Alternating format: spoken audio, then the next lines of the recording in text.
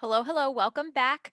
So this is video two of the nursing resume video series. And so in this section, we're going to go over generally common sections of the resume, and I'm going to get into how to write your banner and your education section. So as you can see here from this slide, at this stage in your journey, your resume is going to kind of follow this order. So you're going to start with the banner at the top, which is just your name and contact information. Then the next experience that you're going to list is your education, so your degree at Widener. And that is because at this stage in your journey, the recruiter or the employer is going to want to see that you have that qualification before they go on to read about more of your experience.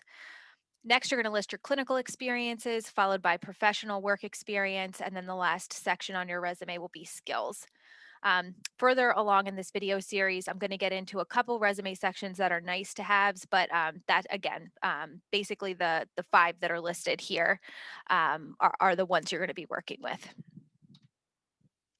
So let's jump right in. As I mentioned in the last video series, if you want to just take a second, pull up a blank Word document and start kind of constructing your resume as we move through each of the sections in this video series. So we're going to start with the banner. So starting with your name, this is kind of the place where you can get creative on your resume. You can use a font that you feel like kind of represents you and your personality. Just make sure that it's easy to read. Next, you're going to want to put your contact information. So you don't have to use not disclaimers, like qualifiers. So you don't have to write like address and then write your address. You don't have to write phone and then put your phone number. You can just list your phone number. List contact information that you check regularly. So whatever mailbox you're checking, phone number you're using, and email address you're checking regularly. We would like for you to use your Widener email, but again, if you're not checking it, then it doesn't really make sense because employers are going to reach out to you via email, and we want to make sure that you get those that communication from them. So these are just two examples here to get that kind of like bolded line at the bottom underneath of the contact information. You can on your keyboard type the equals sign 3 times and then press the enter key. So it's equals equals equals enter, and it will generate that line that goes straight across the page. And that line will change no matter if you change your margins. The line will expand or shrink just based on your margins. It's a fun little resume trick for you. All right. Just quickly, another note about like font and text. On a resume, we want to use a font that is between 10 and 12 point. And then you want to use fonts that are really easy to read. Calibri, Arial, Times New Roman, those are all wonderful fonts to use on a resume. They're very crisp. They don't have any like tailies at the end of them. So they're just easy for everybody to read. The resume itself, the margins can be between 1/2 inch and 1 inch. Uh, okay, those were fun facts. Now we're moving on to the education section.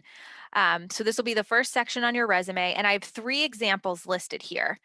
So the first example, it is just very straightforward. The name of your university, your expected graduation date, and the title of your degree. So you are all pursuing a Bachelor of Science in Nursing. That's the formal title of your degree. Over on the right-hand side, you can also feel free to add your GPA if it's above a 3.0. You don't have to add it if you don't want to.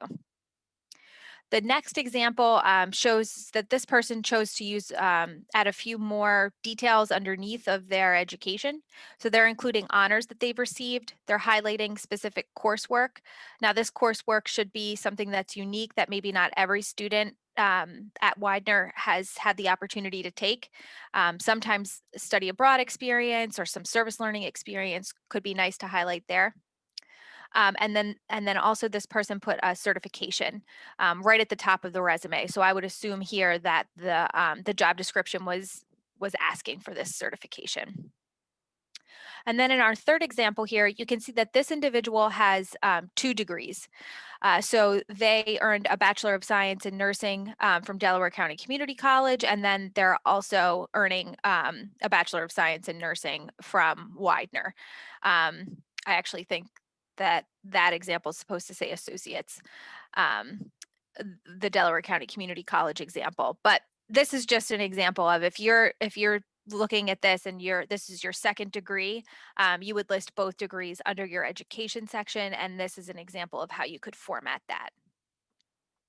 I'm actually going to stop here. And in our next section, it's going to be a pretty lengthy one. We are going to go over how to explain your experiences, your professional experiences, and your clinical experiences on your resume, so that your future employer will see value in the skills that you've developed through those experiences. All right. I will see you then.